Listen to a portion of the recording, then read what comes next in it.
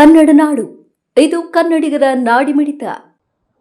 20ನೇ ತಾರೀಕು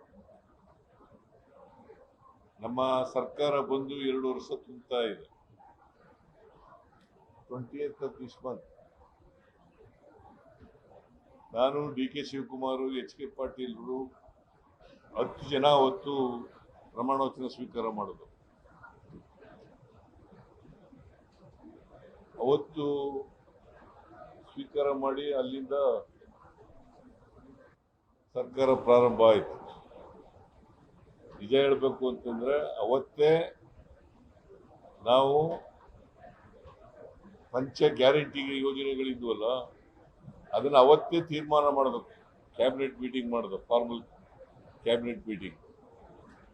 ಕ್ಯಾಬಿನೆಟ್ ಮೀಟಿಂಗ್ನಲ್ಲಿ ತೀರ್ಮಾನ ಮಾಡೋದು, ಜಾರಿಗೆ ಕೊಡಬೇಕು 5 ಗ್ಯಾರಂಟಿ ಯೋಜನೆಗಳನ್ನ ಅಂತೇಳಿ. ಜೂನ್ 11ಕ್ಕೆ ಶಕ್ತಿ ಯೋಜನೆ ಆಯಿತು. ಜುಲೈನಲ್ಲಿ ಅನ್ನಭಾಗ್ಯ, ಗೃಹ ಜ್ಯೋತಿ ಯೋಜನೆ ಆಯಿತು. ಆಗಸ್ಟ್ ತಿಂಗಳಲ್ಲಿ ಗೃಹಲಕ್ಷ್ಮಿ ಯೋಜನೆ ಆಯಿತು.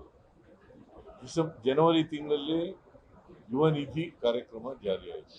ಅಂದರೆ ಎಲ್ಲ 23-24ರಲ್ಲಿ ಪ್ರಾರಂಭ ಆಗಿ ಅವು ಎಲ್ಲ ಮುಗಿಸಿದ್ದೀವಿ. ಸೊ ಅದಕ್ಕೆ 2 ವರ್ಷ ಆಗಿರ್ತಕ್ಕಂಥದ್ದು ಬಹಳ ದೊಡ್ಡ ಸಮಯ.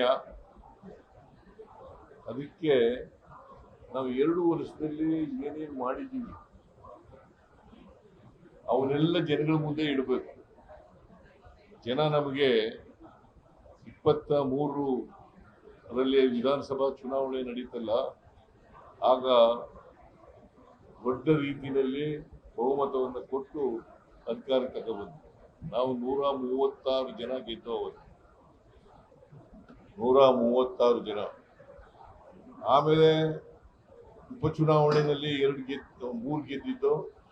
ಈಗ 138 ಜನ ಇದ್ದೀವಿ ನಮ್ಮ ಪಾರ್ಟಿನಲ್ಲಿ. 138 ಜನ ಇದ್ದೀವಿ. ಇಂಡಿಪೆಂಡೆನ್ಸ್.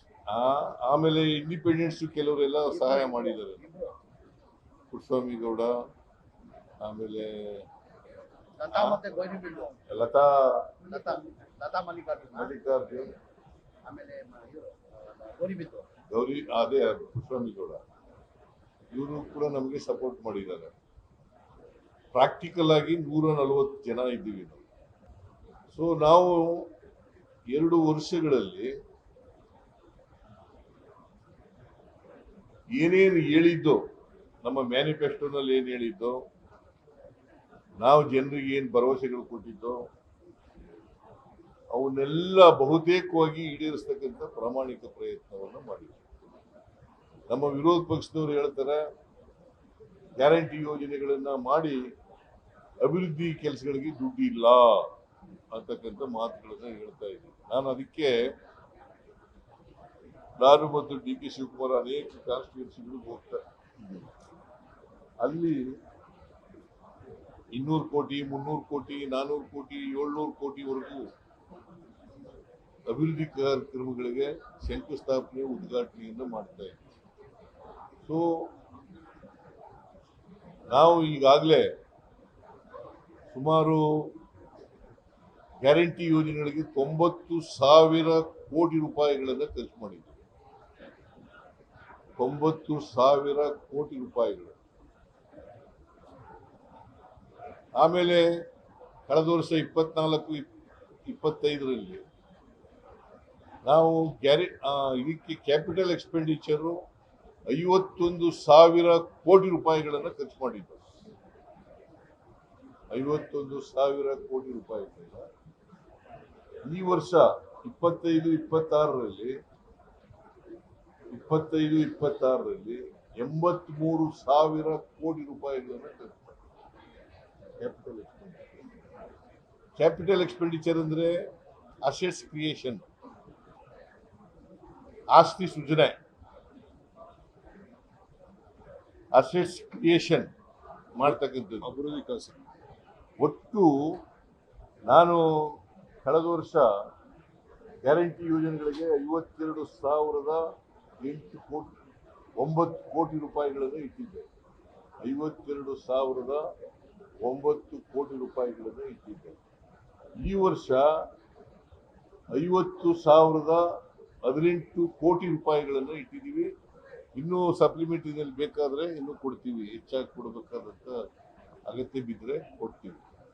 ಸೊ ದಟ್ ಮೀನ್ಸ್ ವಿಷಯ ಅಭಿವೃದ್ಧಿ ಕೆಲಸಗಳಿಗೇನೆ ಗ್ಯಾರಂಟಿ ಯೋಜನೆಗಳು ಪ್ಲಸ್ ಕ್ಯಾಪಿಟಲ್ ಎಕ್ಸ್ಪೆಂಡಿಚರ್ಗೆ ನಾವು ಈ ವರ್ಷ 134 ಕೋಟಿ ರೂಪಾಯಿಗಳನ್ನು ಖರ್ಚು ಮಾಡಿದ್ದೇವೆ. ಎಷ್ಟು? 134 ಕೋಟಿ ರೂಪಾಯಿಗಳನ್ನ ಅದಲ್ಲದೆ ಬೇರೆ ಬೇರೆ ಕಾರ್ಯಕ್ರಮಗಳನ್ನು ಕೂಡ ನಾವು ಖರ್ಚು ಮಾಡ್ತಾ ಇದ್ದೀವಿ. ಸೊ ಬಿಜೆಪಿಯವರು ಹೇಳ್ತಕ್ಕಂಥದ್ದು ಸುಳ್ಳು ಅಂತಕ್ಕಂಥದ್ದು ಈಗ ಸಾಬೀತಾಗಿದೆ. ಅದಕ್ಕೆ ನಾವು 2 ವರ್ಷ ತುಂಬಿರ್ತಕ್ಕಂಥ ಸಂದರ್ಭದಲ್ಲಿ ನಾವು ಏನೇನು ಮಾಡಿದ್ದೀವಿ, ಗ್ಯಾರಂಟಿ ಯೋಜನೆಗಳಿಗೆ ಎಷ್ಟು ಖರ್ಚು ಮಾಡಿದ್ದೀವಿ, ಬೇರೆ ಅಭಿವೃದ್ಧಿ ಕಾರ್ಯಕ್ರಮಗಳಿಗೆ ಎಷ್ಟು ಖರ್ಚು ಮಾಡಿದ್ದೀವಿ, ನಾವು ಏನು ಹೇಳಿದ್ದೋ ಏನು ಮಾಡಿದ್ದೀವಿ, ಯಾವುದಾದ್ರೂ ಕರ್ನಾಟಕದಲ್ಲಿ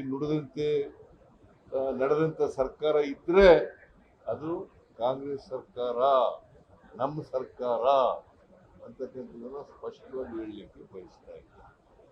ಅದರಿಂದ ಈ ವರ್ಷ ಬರೀ ಬಜೆಟ್ ನೋಡಿ, ಹೋದ ವರ್ಷ ಬಜೆಟ್ಟು 24-25ಕ್ಕೆ ಬಜೆಟ್ ಇದ್ದದ್ದು 3,71,000 ಕೋಟಿ. 3,71,000 ಕೋಟಿ. 24 ಅಭಿವೃದ್ಧಿಗೆ ನಾವು ಕೆಲಸ ಕೊಡಕ್ಕಾಗದೆ ಹೋಗಿದ್ರೆ, ಗ್ಯಾರಂಟಿ ಯೋಜನೆಗಳಿಗೆ ದುಡ್ಡು ಕೊಟ್ಟು ಅಭಿವೃದ್ಧಿ ಕೆಲಸಗಳಿಗೆ ದುಡ್ಡು ಕೊಡದೆ ಹೋಗಿದ್ರೆ ಇಷ್ಟೊಂದು ಗಾತ್ರದ ಬಜೆಟ್ ಅನ್ನು ಮಂಡಿಸಕ್ಕಾಗ್ತಾ ಇರಲಿಲ್ಲ. ನೀವಿನ್ನು ಕನ್ನಡ ನಾಡು ವಾಹಿನಿಯನ್ನು ಸಬ್ಸ್ಕ್ರೈಬ್ ಮಾಡಿಕೊಂಡಿಲ್ವಾ? ಈಗಲೇ ಸಬ್ಸ್ಕ್ರೈಬ್ ಮಾಡಿ ಬೆಲ್ ಐಕಾನ್ ಅನ್ನು ಒತ್ತಿ ನೋಟಿಫಿಕೇಶನ್ಗಳನ್ನ ಪಡೆಯಿರಿ.